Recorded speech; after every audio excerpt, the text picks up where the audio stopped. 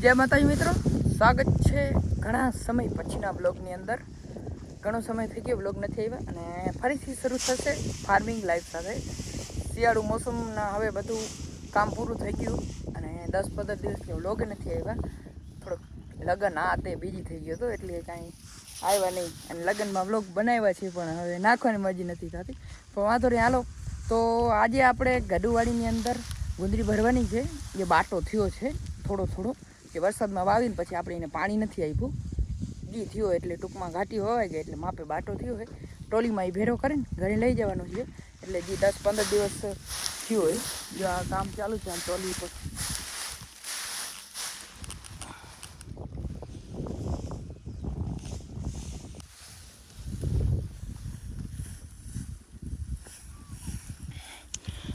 અહીં પીઆઈ સાહેબ દ્વારા માર્ગદર્શન હેઠળ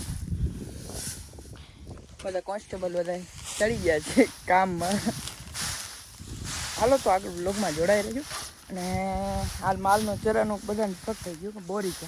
આપણે દેખાય સામે ગુંદરી 4-5 વીઘાની બીજી ગુંદરી વાવેલ છે જ્યારે, એટલે માલના ચારાની હવે ઉપાધિ નથી. તો હવે આ ધીરે ધીરે બધા ભરીને ઉગાડી દઈને ઘરે. આગળ બ્લોગમાં જોડાઈ રહેજો. આની અંદર એને ઉભારો બહુ થાય એટલે ઉપર 70-80 કિલોનો વજન હરતો ફરતો હોય ને એટલે આ ઉભારા થતો હોય. એ મત ગયા હા હાથ ખાવાની મજા બહુ આવે. વાંધો નહીં, લાગી ન જાય એનું ધ્યાન રાખવું પડે. બાકી આ ભારી મજા આવે જાય. ટ્રેક્ટર જાય ધીરે ધીરે. હા હાલો, ફાર્મિંગ લાઈફ સાથેના વિડીયો જોતા રહેજો. લાઈક કરજો, શેર કરજો, સબસ્ક્રાઈબ કરજો.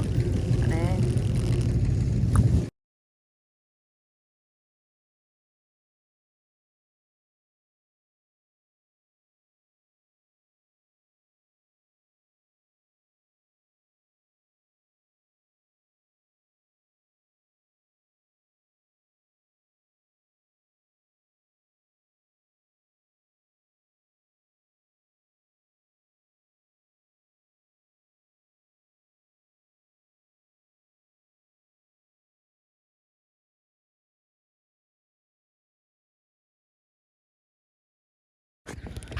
મિત્રો મેદાન સાફ થઈ ગયું આપણું. ટ્રેક્ટર ભરાઈ ગયું. જો આટલું થયું છે. બેન પિયત હતી એટલે જે થયું સારામાં સારું. જાય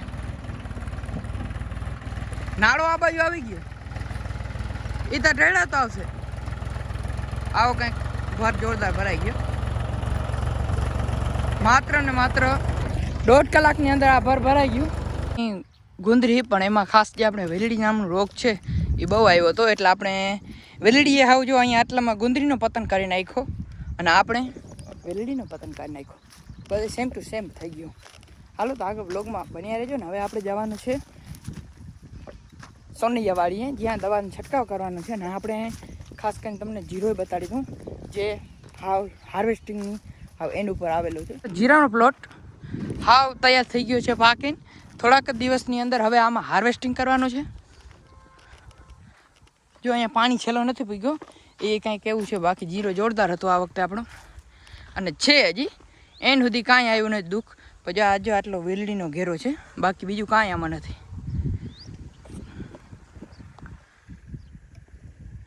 જોરદાર જમાવટ છે જીરાની. છેલ્લે સુધી હાથમાં આવી ગયું છે જીરો. હવે કાંઈ ઉપાધિ નથી. આને કાઢીને પોકળીમાં કાઢી નાખતું. જે પણ આગળ બ્લોગમાં વિડીયાની અંદર આવતા રહેશે.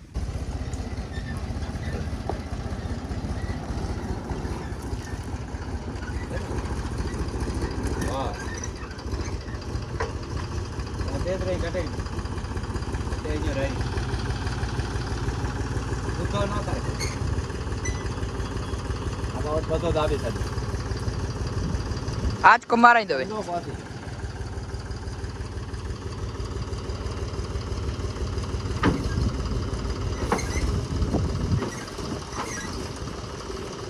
સરે તો બચાવો. એન્ટ્રાકોલ M45 બીજું શું છે? આ તોપ કહેવાની હે. આ કહેવાની આવે ને દાણા બગન. આ હાંદર હો પણ કેસરીઓ કાલે.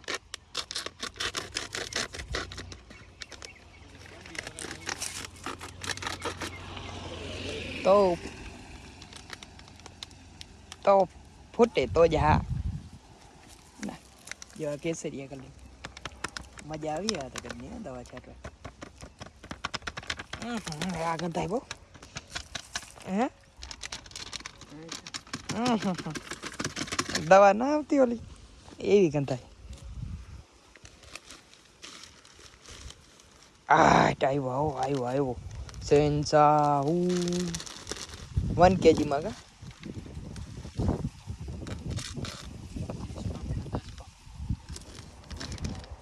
ડબલ માલ વીયો જાય કા આ બરાબર ઘાટો માલ નાખવાનો એટલે દદી ધક્કા નહીં હવે આ છેલ્લા રાઉન્ડ છે આને હાવ છેલ્લો રાઉન્ડ છે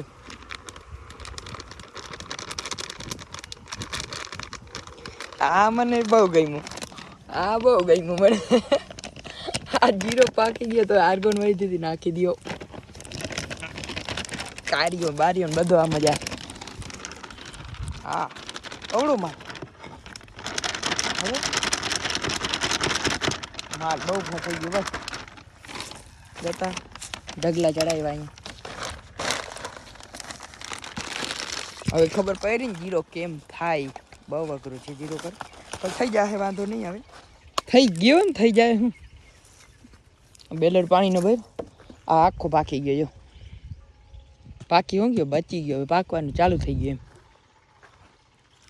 વાડીને જીરો છે એ વન કાંઈ વાંધો નહીં હું મારા મોઢે જ વખાણ કરી લઉં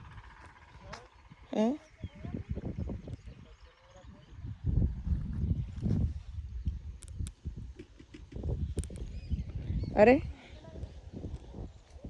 બોલવાનું એટલે આમાં કેમેરો ચાલુ છે પછી આવી જાવ ને ના આવો આમાં નીકળો તો ના લે એટલે શું છે વિડીયો ચાલુ હોય એટલે નીકળાય એટલે આવી જાઓ ધ્યાન રાખજો માપ બહાર જ રહેવાનું હવે માપમાં રહેવાનું જ નથી માપ પૂરો થઈ ગયો હવે તું આ માપ યાદ રાખજે બધા માપિયા છે અહીંયા હાલ તો હવે છંટકાવમાં મળી ગયું જોરદાર રગડો બનાવી નાખવાનો